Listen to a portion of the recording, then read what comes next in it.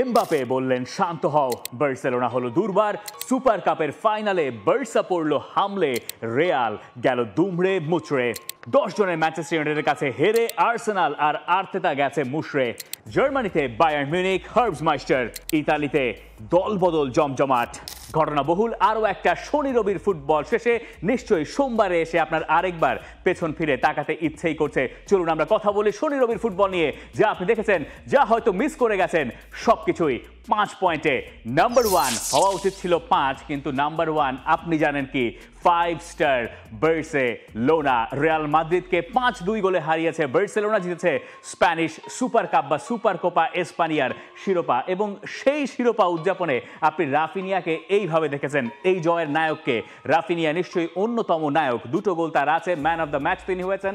এরকম কালো চশমা পরে তিনিই তো দাঁড়াবেন, এটাই স্বাভাবিক। কিন্তু রিয়াল মাদ্রিদের আসলে হলো কি? শেষ 2 এল ক্লাসিকোর ফল এইরকম দেখায় 9-2। 2টো এল ক্লাসিকোতে রিয়াল মাদ্রিদ বার্সেলোনার কাছে একেবারে পর্যদস্ত হয়েছে। এবং আপনি যদি একটু ইতিহাস ঘাটাঘাটি করতে যান, তাহলে এই রকম স্কোর লাইন খুব কমই খুঁজে পাবেন। এই প্রথম ইতিহাসে বার্সেলোনা পরপর 2টা ক্লাসিকোতে রিয়াল মাদ্রিদের জালে 5টা আর 4টা গোল দিল। এরকম ঘটনা আগে কখনো ঘটে নাই। একটু ইন্টারেস্টিং যে সবশেষ রিয়াল মাদ্রিদ এইরকম একটা ঘটনা ঘটিয়েছিল, মানে তারা বার্সেলোনাকে প্রথমে 5-1 গোলে হারিয়েছিল, পরের ম্যাচে তারা 4-0 গোলে হারিয়েছিল। সেই ঘটনা ঘটেছিল 1963 সালে, বহু আগের কথা।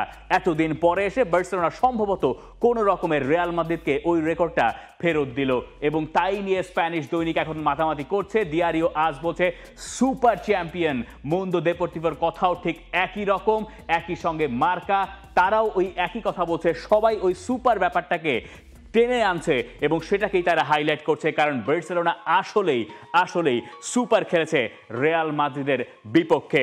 এবং এই জয়ে বার্সেলোনা খানিকটা স্বস্তি পেতে পারে। একটা বাজে সময় তারা পার করেছে এর আগের 1.5 মাসে লা লিগায়, যেটা তাদেরকে খানিকটা পিছিয়েও দিয়েছে। সেখান থেকে নতুন বছরে এইরকম একটা শিরোপা উদযাপন, একই সঙ্গে হান্সি ফ্লিকের প্রথম শিরোপা, সেটা আমাদেরকে অনেক কিছু বলে দিচ্ছে।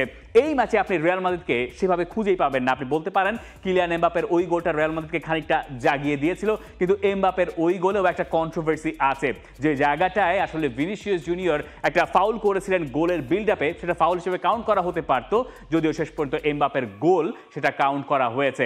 এবং সেকেন্ড হাফে যদি আপনি আসেন, তাহলে আপনি যখন 4-1 গোলে বা 5-1 গোলে এগিয়ে আছেন, ওই সময় আপনার গোলকিপার যখন রেড কার্ড দেখে একেবারে কোনো কারণ ছাড়া, যদিও বোজাইক শেজনি এর আগে সেমিফাইনালে দুর্দান্ত করেছেন বলে মনে হয়েছে অনেকের কাছে, এরপরে ম্যাচটার মনে হয়েছিল ক্ষণিকের জন্য জমে যেতে পারে, এর ধারে কাছ দিয়েও আসলে যায় নাই। বার্সেলোনার এই জয়ে নায়ক আসলে 3 জনকে আপনি আলাদা করে বলতে পারেন। এই যে এই 3 জন, লামিন ইয়ামাল, রাফিনিয়া এবং রবার্ট লেভানডফস্কি। খুবই মজার ঘটনা যে এই ছবিটা ইনস্টাগ্রামে লামিন ইয়ামাল নিজেই পোস্ট করেছেন।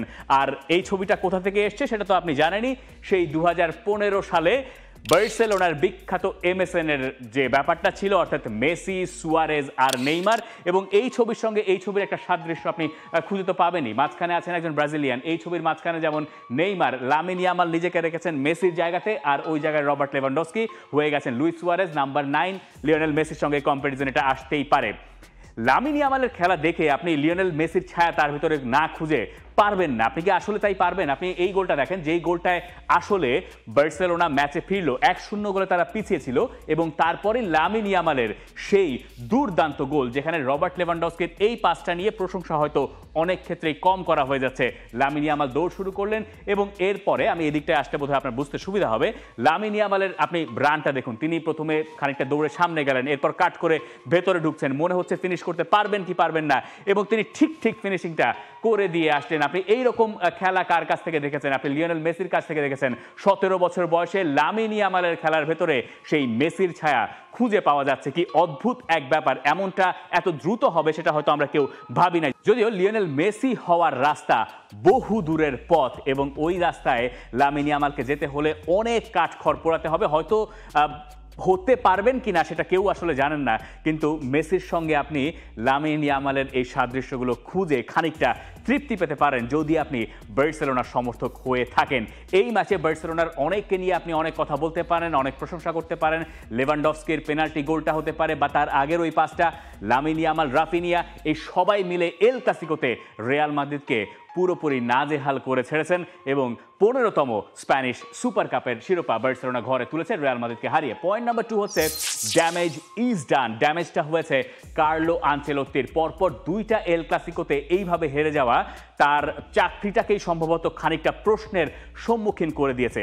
হ্যাঁ, রিয়াল মাদ্রিদ এখনও ইউরোপের চ্যাম্পিয়ন। হ্যাঁ, রিয়াল মাদ্রিদ মাত্র মাসখানেকও হয় নাই তখন তারা ইউএফা সুপার কাপ জিতেছে, কিন্তু বার্সেলোনার কাছে পরপর 2টা হার এবং বার্সেলোনা তাদের সবচেয়ে বড় প্রতিদ্বন্দ্বী সেই দলের কাছে এইভাবে নাকানি চুবানি খেয়ে হারাটা নিশ্চয়ই রিয়াল মাদ্রিদ সমর্থকদের জন্য বেশ অস্বস্তির। লুকা মদ্রিচ অবশ্য অন্য কথা বলছেন আমাদেরকে। তিনি বলছেন যে একটা ফাইনাল যদি হারতেই হতো তাহলে এই ফাইনালটা হারাই ভালো, কারণ এটা তো আসলে কমিউনিটি শিল্ডের মতো, এই শিরোপার দাম বাকি শিরোপার চেয়ে খানিকটা কম। সেই হিসেব থেকে লুকা মদ্রিচ একটু সান্ত্বনা খুঁজে নিচ্ছেন। কিন্তু কথা হচ্ছে রিয়াল মাদ্রিদের এই পারফরমেন্স কি কিছুটা হলেও আশঙ্কাজনক নয়? হ্যাঁ, লা লিগার পয়েন্ট টেবিলে তাদের অবস্থান ভালো আছে, কিন্তু বার্সেলোনার সঙ্গে জিতে ফেরাটা রিয়াল মাদ্রিদের মানসিক দৃঢ়তার জন্যই সম্ভবত দরকার। এবং কার্লো আনচেলত্তি যে দলটা নামিয়েছিলেন বার্সেলোনার বিপক্ষে সেটা একদমই ওয়ার্কআউট করে নাই। না মিডফিল্ড ওয়ার্কআউট করেছে, না তাদের ডিফেন্স, না তাদের ফুলব্যাক, কোনো কিছুতেই রিয়াল মাদ্রিদ বার্সেলোনার ধারে কাছেও এই ম্যাচে যেতে পারে নাই। এবং ওই ঘুরে ফিরে আপনাকে লা লিগার পয়েন্ট টেবিলে ফিরতে হচ্ছে। 1 নম্বর দলটা আতলেতিকো মাদ্রিদ, 2 নম্বর দলটা রিয়াল মাদ্রিদ, এবং রিয়াল মাদ্রিদ মাত্র 1 পয়েন্টে পিছিয়ে আছে। হ্যাঁ, আপনি বলতে পারেন যে Real Madrid, Barcelona, Atletico Madrid এদের ভেতরে যখন খেলাগুলো হবে পরের লেগে তখন হয়তো লা লিগার এই পয়েন্ট টেবিলে বড় একটা পার্থক্য আসতে পারে। কিন্তু আপনি যদি অন্যভাবে চিন্তা করে দেখেন যে এই ম্যাচটাকে একপাশে সরিয়ে রেখে একটা শুধুমাত্র ধরেন সিজন শুরুর একটা টুর্নামেন্ট যেটা সৌদি আরবে হয় সিজনের মাঝখানে, কারণ ওই দেশে ওই সময় শীত থাকে, অগস্ট মাসে ওই টুর্নামেন্ট খেলার অবস্থা থাকে না, অনেক রকম হিসাব কিতাব আছে।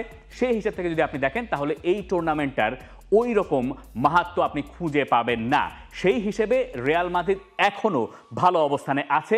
বার্সেলোনা লা লিগার পয়েন্ট টেবিলে আতলেতিকো মাদ্রিদের চেয়ে পাক্কা 6 পয়েন্টে পিছিয়ে গেছে। আতলেতিকো মাদ্রিদ এই সপ্তাহে আবার জিতেছে এবং এই আতলেতিকো মাদ্রিদকে নিয়েই কথা বলা দরকার, কারণ ডিয়েগো সিমিওনের দল তার আন্ডারে এই প্রথম 14টা ম্যাচের 14টাতেই জয় পেয়েছে এবং এই 14 ম্যাচে তাদের যে স্ট্যাটগুলো আপনি দেখবেন সেটা আপনাকে বলতে পারে বা আপনাকে বোঝাতে সক্ষম হতে পারে যে আতলেতিকো মাদ্রিদ এইবার লা লিগা জেতার ক্ষেত্রে হট ফেভারিট। ওসাসুনার বিপক্ষে 1-0 গোলে জয়ের পরে আতলেতিকো মাদ্রিদ এখন লা লিগার হাফওয়ে শেষে অর্থাৎ 19 ম্যাচ শেষে পয়েন্ট টেবিলের সবার উপরে আছে। রিয়াল মাদ্রিদের চেয়েও তাদের 1 পয়েন্টের বেশি লিড আছে। এখন এই যে সিজনের মাঝপথে অর্থাৎ 38 ম্যাচের যে লা লিগা তার মাঝপথে 19 ম্যাচ শেষে যতবার ডিয়েগো সিমিওনে আর আতলেতিকো মাদ্রিদ লিগের 1 নম্বরে ছিল ঠিক ততবারই ডিয়েগো সিমিওনের দল লা লিগার শিরোপাটা জিতেছে। এইটা হচ্ছে একটা মজার ঘটনা। 2013-14তে আতলেতিকো মাদ্রিদ লা লিগা জিতলো, 2020-21-এও আতলেতিকো মাদ্রিদ লা লিগা জিতলো এবং ওই দুবারই 19 ম্যাচ অর্থাৎ লা লিগার হাফওয়ে শেষে ডিয়েগো সিমিওনের দল সবার উপরে ছিল। আরেকটা সাল আপনার কাছে একটু খটকা লাগতে পারে, অর্থাৎ 1995-96 যে মৌসুমটা, ওই সময় আবার ডিয়েগো সিমিওনে নিজে ফুটবলার হিসেবে আতলেতিকো মাদ্রিদে খেলেছেন। ওইবারও আতলেতিকো মাদ্রিদ লা লিগা জিতে নিয়েছিল। অনেক কথা হতে পারে এল ক্লাসিকো নিয়ে, কিন্তু আড়ালে আড়ালে আতলেতিকো মাদ্রিদ ঠিকই তাদের কাজটা করে নিচ্ছে, যে কারণে সতর্ক থাকা দরকার রিয়াল এবং বার্সা দুই পক্ষরই। Point number 3, a hero can be anyone, a zero can be anyone. The ব্যাটম্যানের ওই মুভিটার দ্য ডার্ক নাইটের কোটটা নিয়েই আসতে হলো, কারণ এই জায়গায় ম্যানচেস্টার ইউনাইটেডের নায়ক কয়েকজনকে আপনি ধরতে পারেন। এফএ কাপের 3rd রাউন্ডের ম্যাচে আপনি কি দেখেন নাই আর্সেনাল এবং ম্যানচেস্টার ইউনাইটেডের ম্যাচটাতে? সেই জায়গায় একটা সুন্দর গোল আপনি দেখেছেন একটা রেড কার্ড, আপনি দেখেছেন একটা পেনাল্টি কিক যেটা নিয়ে বিতর্ক হতে পারে, এবং সেই পেনাল্টি থেকে ম্যানচেস্টার ইউনাইটেডের নাম্বার 1 গোলকিপার আলতাই বাইন্দিরের একটা দুর্দান্ত সেভ, এবং তারপরে 10 জনের ম্যানচেস্টার ইউনাইটেড যেভাবে লড়াই করেছে আর্সেনালের বিপক্ষে, আর্সেনাল তাতে হতাশ হয়েছে এবং পরে গিয়ে টাই ব্রেকারে আর্সেনাল এমিরেটস স্টেডিয়ামে হেরে গেছে ডিফেন্ডিং চ্যাম্পিয়ন ম্যানচেস্টার ইউনাইটেডের কাছে। এবং ওই ম্যাচে ম্যানচেস্টার ইউনাইটেডের জয়ের নায়ক আপনি কয়েকজনকে ধরতে পারেন। অবশ্যই ম্যানচেস্টার ইউনাইটেডের গোলকিপার এই ম্যাচে ইউনাইটেডের সবচেয়ে বড় জয়ের নায়ক। অবশ্যই এই জায়গায় থাকবেন হ্যারি ম্যাগুয়ার, যিনি দুর্দান্ত একটা ম্যাচ খেলেছেন। থাকতে পারেন মাথিয়াস ডে লিক্ট, তিনিও চমৎকার করেছেন, বেশ কিছু ভালো ক্লিয়ারেন্স তার কাছ থেকে আমরা দেখেছি। রুবেন আমোরিমকে নিয়ে কথা বলা দরকার, তার দল কি আস্তে আস্তে একটু একটু করে ডেলিভার করতে শুরু করেছে। অ্যানফিল্ডে গিয়ে ম্যানচেস্টার ইউনাইটেড 2-2 গোলে ড্র করলো, ম্যানচেস্টার সিটিকে তারা হারালো এবং এখন এমিরেটসে গিয়ে আর্সেনালকেও হারিয়ে দিয়ে এলো ডিফেন্ডিং চ্যাম্পিয়ন ম্যানচেস্টার ইউনাইটেড। এবং এই জায়গাতে আরও একজন আপনি নায়ক হিসেবে ধরতে পারেন, জোশুয়া জিরকজি, যিনি মাত্র সপ্তাহ দুয়েক আগেও নিজের সমর্থকদের কাছ থেকে দুয়োধ্বনি শুনেছিলেন, কারণ তাকে বদলি করে রুবেন আমোরিম মাঠ ছাড়া করেছিলেন ম্যাচের 33-34 মিনিটের সময়ে, যে ম্যাচটায় ম্যানচেস্টার ইউনাইটেড একদমই দাঁড়াতে পারছিল না ওল্ড ট্রাফোর্ডে। সেই জিরকজি 2 সপ্তাহ পরে এসে ডিসাইসিভ পেনাল্টি কিকটা নিতে গেলেন এবং সেখান থেকে গোলও করলেন। এই গল্পগুলো আসলে রুবেন আমোরিমের দলকে অনেক বেশি শক্তি হয়তো সামনের দিনগুলোতে দেবে এবং এফএ কাপে টিকে থাকাটা তার দলের জন্য দারুণ স্বস্তির খবরও বটে। কিন্তু আর্সেনালের কি হলো? আপনি আর্সেনালের কজন ভিলেন এই ম্যাচে খুঁজে পেতে পারেন? একজন তো হবেনই, কাই হাভার্টজ, যিনি বেশ কিছু সুযোগ পেয়েছিলেন কিন্তু কাজে লাগাতে পারেন নাই। আপনাকে আর্সেনালের এই ম্যাচে কিছু স্ট্যাটের কথা বলি। আর্সেনাল ম্যানচেস্টার ইউনাইটেডের বিপক্ষে এই ম্যাচে 22টা শট করেছে গোলে এবং এই 22 শটের 7টা হয়েছে অন টার্গেট। আর ম্যানচেস্টার ইউনাইটেডের বক্সের ভেতরে তারা 55 বার বলে টাচ করেছে। এত কিছুর পরও তারা মোটে একটা গোলই আদায় করতে পেরেছে। গ্যাব্রিয়েল মাগালেস যে গোলটা করেছেন তাও আবার ডিফ্লেক্টেড। আপনি বুঝতেই পারছেন যে আর্সেনাল ফরওয়ার্ডদের দুর্দশা কতখানি প্রকট। এই ম্যাচেও গ্যাব্রিয়েল জেসুসকে ইনজুরি নিয়ে মাঠ ছাড়তে হয়েছে এবং জেসুসকে নিয়ে কোনো সুখবর মিকেল আর্তেতা দিতে পারেন নাই। মার্টিন ওডেগার পেনাল্টি মিস করেছিলেন, সেটাকেও আপনি একপাশে সরিয়ে রাখতে পারেন, কিন্তু মিকেল আর্তেতা এই দায় না নিয়ে যাবেন কোথায়? তিনি কি একজন স্ট্রাইকার তবুও কিনবেন না? লিভারপুলের চেয়ে 6 পয়েন্টে পিছিয়ে আছে তারা প্রিমিয়ার লিগে টাইটেল রয়েছে, এফএ কাপ থেকে বাদ পড়ে গেছে তারা। আর তাদের স্ট্রাইকারদের এই দশা, ঘরের মাঠে ইউনাইটেডের সঙ্গে তারা প্রায় 30-60 মিনিট ম্যানচেস্টারের বিপক্ষে 10 জনের ম্যানচেস্টারের বিপক্ষে খেলেও জয় তো দূরে থাকে, একটা গোলও আদায় করতে পারে নাই।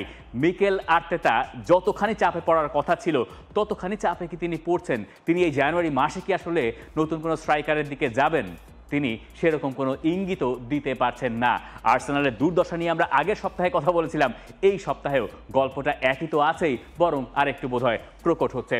পয়েন্ট নাম্বার 4, নাপোলিতে নাটক। এবং নাপোলিতে নাটক হওয়ার কারণ খাভিচা ক্ভারাৎসখেলিয়াকে নিয়ে যা শুরু হয়েছে তাই নাপোলি ছাড়তে যাচ্ছেন নাপোলির স্টারম্যান।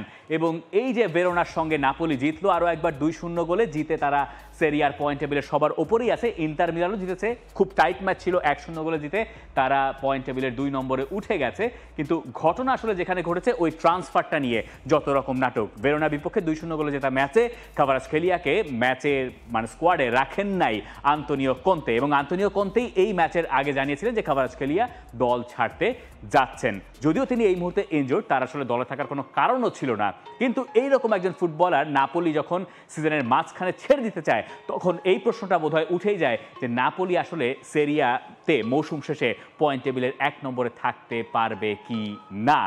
এখন ক্ভারাৎসখেলিয়া কেন দল ছাড়তে চাইছেন এটা বোঝা দরকার। এই জানুয়ারি ট্রান্সফার উইন্ডোতে সবচেয়ে বড় টকিং পয়েন্ট হয়ে যেতে পারেন তিনি যদি পিএসজিতে শেষ পর্যন্ত যান, তাতে পিএসজির শক্তি বাড়ে আর অন্যদিকে নাপোলির শক্তি কমে যায়।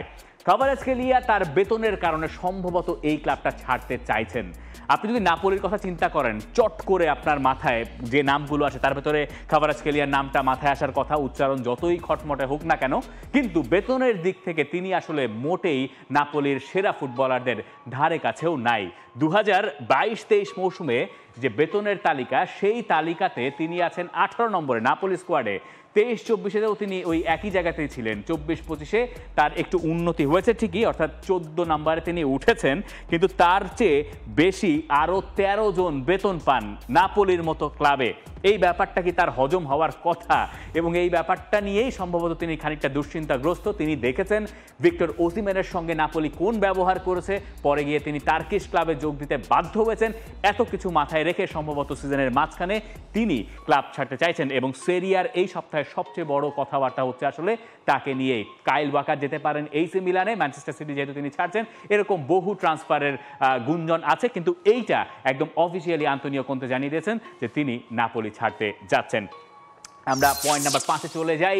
বায়ার্ন মিউনিখ পয়েন্ট টেবিলের 1 নম্বরে আছে। সেখানেও মিড সিজন শেষ হয়েছে। পয়েন্ট টেবিলে যদি আপনি তাকান তাহলে 16 ম্যাচ, অর্থাৎ বুন্দেসলিগা তো 34 ম্যাচের, সেই হিসাব করলে যা দাঁড়ায় তাতে আর কি এবং বুন্দেসলিগার পয়েন্ট টেবিল দেখলে আপনি বলে দিতে পারেন যে সিজনের মাঝপথে যখন আপনি যাচ্ছেন, অর্থাৎ 17 ম্যাচ শেষে, তখনও বায়ার্ন মিউনিখই সবার ওপরে থাকবে সেটা নিশ্চিত হয়েছে যখন বায়ার্ন মিউনিখ বরুসিয়া মনচেনগ্লাডবাখের বিপক্ষে 1-0 গোলে টাইট ওই ম্যাচটা জিতে নিয়েছে। জামাল মুজিয়ালাকে ছাড়া এই দলটা বেশ ভুগেছে এই সিজনে, কিন্তু এই ম্যাচে তিনি না থাকার পরও হ্যারি কেইনের একটা পেনাল্টি কিক বায়ার্ন মিউনিখকে ম্যাচটা জিতিয়েছে, যেটা বায়ার্ন মিউনিখের জন্য স্বস্তির খবর। কিন্তু লেভারকুজেন যারা 5 গোলের নাটকীয় ম্যাচে শেষ পর্যন্ত বরুসিয়া ডর্টমুন্ডকে হারিয়েছে, ডর্টমুন্ডের অবস্থা একদমই ভালো যাচ্ছে না। শেষ 6টা ম্যাচে তারা সম্ভবত মাত্র একটাতেই জিততে পেরেছে। এইরকম পরিস্থিতিতে বায়ার লেভারকুজেন বায়ার্ন মিউনিখকে ধরতে পারবে কিনা, এখন সেটা নিয়েই বুন্দেসলিগায় অনেক বেশি কথা হচ্ছে। যদিও দুই দলের কেউই সিজনটা খুব কনভিন্সিংলি স্টার্ট করতে পারে নাই, বায়ার্ন মিউনিখ এরপরে যত তাড়াতাড়ি লাগাম টেনেছে, লেভারকুজেনের আরেকটু সময় লেগেছে এবং সেই কারণেই পয়েন্ট টেবিলে ওই গ্যাপটা, অর্থাৎ 4 পয়েন্টের গ্যাপটা। কিন্তু লেভারকুজেন আবার যেভাবে নিজেদেরকে গুছিয়ে নিচ্ছে, তাতে মনে হচ্ছে লেভারকুজেনও আসলে শেষ পর্যন্ত টাইটেল রেসে বায়ার্ন মিউনিখের সঙ্গে ব্যাপারটা জমিয়ে দেবে এই সপ্তাহে। তাই অন্ততপক্ষে এটুকু আপনি বলতে পারেন, সিজনের মাঝপথে যখন যাচ্ছে, 17 পয়েন্ট যখন হচ্ছে, তখন বায়ার্ন মিউনিখ সবার ওপরে থেকেই শেষ করছে এবং সেটা বুন্দেসলিগায় ম্যাটার করে। কারণ ওপরে যে দলটা সাধারণত থাকে তারাই দেখা যায় ঠিক আতলেতিকো মাদ্রিদের মতোই শেষ পর্যন্ত তারা গিয়ে লিগটা জেতে। ভিনসেন্ট কোম্পানির দলের জন্য এবার লিগটা জেতা খুব বেশি গুরুত্বপূর্ণ। 5 পয়েন্ট এই জায়গায় শেষ, তবে একটা এক্সট্রা পয়েন্ট আছে, সেটা হচ্ছে হামজা চৌধুরীকে নিয়ে। হামজা ওয়াচ, হামজা চৌধুরীর দল লেস্টার সিটি এফএ কাপের পরের রাউন্ডে উঠে গেছে ঠিকই, কিন্তু হামজা চৌধুরীর ওই ম্যাচে খেলা হয় নাই। এবং কুইন্স পার্ক রেঞ্জার্সের সঙ্গে যেভাবে লেস্টার সিটি জিতেছে, একটা বড় ব্যবধানেই তারা জিতেছে, সেই ম্যাচে হামজাকে না নামানোর পেছনে একটাই কারণ থাকতে পারে, সেটা হচ্ছে তিনি এই শীতকালীন দল বদলে সম্ভবত ক্লাব ছাড়তে যাচ্ছেন এবং তার ব্যাপারে আগ্রহী যে ক্লাবটা, তারা শেফিল্ড ইউনাইটেড, যারা প্রমোশন হওয়ার পরিকল্পনায় এই মুহূর্তে আছে। অর্থাৎ ইংল্যান্ডের যে ডিভিশন, প্রিমিয়ার লিগ সবার উপরে, সেকেন্ড ডিভিশন আপনি বলতে পারেন চ্যাম্পিয়নশিপ লিগকে, এবং সেই জায়গায় এখন পয়েন্ট টেবিলের 3 নম্বরে আছে শেফিল্ড ইউনাইটেড। তারা দলে নিতে চায় হামজা চৌধুরীকে, না হলে হামজা চৌধুরীকে লেস্টার সিটির কোচ ভ্যান নিস্টেলরয় সম্ভবত এই ম্যাচটা অন্ততপক্ষে 1 মিনিটের জন্য খেলাতেন। যেহেতু তিনি খেলান নাই, তিনি সাইড বেঞ্চেই ছিলেন, তার কারণ হচ্ছে তাকে পুরোপুরি ফিট তারা রাখতে চায় এবং তাকে আসলে এই দল বদলে তারা দল থেকে অন্য দলে ট্রান্সফার করতে চায়। এই ডিলটা আসলে কেমন হবে এটা আমরা এখনো নিশ্চিত নই, সেটা লোন ডিল হতে পারে, পার্মানেন্ট ডিলও হতে পারে। তবে চ্যাম্পিয়নশিপে গেলে হামজা চৌধুরী নিয়মিত খেলার সুযোগ পাবেন। এখন আপনি দাবি করতে পারেন, তাহলে তো আপনি আর বলতে পারবেন না যে প্রিমিয়ার লিগের ফুটবলার বাংলাদেশের ঘরোয়া বাংলাদেশের জাতীয় দলে খেলে। এই দাবি আপনি করতে পারবেন যদি ডিলটা লোনে হয়, আর এই দাবি করা বা না করা দিয়ে কিছুই যায় আসে না, কারণ চ্যাম্পিয়নশিপের অবস্থানও আসলে এশিয়ার শীর্ষ স্তরের অনেক লিগের চেয়ে মানদণ্ডে এগিয়ে। তো এই নিয়ে আসলে হামজা সমর্থকদের বা বাংলাদেশের ফুটবল সমর্থকদের মন খারাপ করার কিছু নাই, এটা খুবই স্বাভাবিক প্রক্রিয়া। বরং হামজা চৌধুরীর জন্য বরং আরও ভালো, বাংলাদেশের জন্য সম্ভবত কিছু কিছু দিক থেকে আরও বেশি পজিটিভ যে হামজা চৌধুরী নিয়মিত খেলার ভেতরে থাকবেন এবং যেটা বাংলাদেশ দলকে হয়তো মার্চ মাসে এশিয়ান কাপের কোয়ালিফায়ার্সে অনেক বেশি সাহায্য করতে পারে। এই ছিল আমার এই সপ্তাহের 5 মিশালি। অনেক কিছু হয়তো বরাবরের মতোই মিস করে গেছি, কিন্তু সেটা সম্ভবত আপনারও কাজ আমাকে একটু মনে করিয়ে দেওয়া। অনেক অনেক ধন্যবাদ এতক্ষণ সঙ্গে থাকার জন্য। বাংলাদেশ প্রিমিয়ার লিগ 2025, 7টি দলের জমজমাট লড়াইয়ের মাধ্যমে পুরো দেশ দেখতে চোখ রাখুন টি স্পোর্টস নেটওয়ার্কে।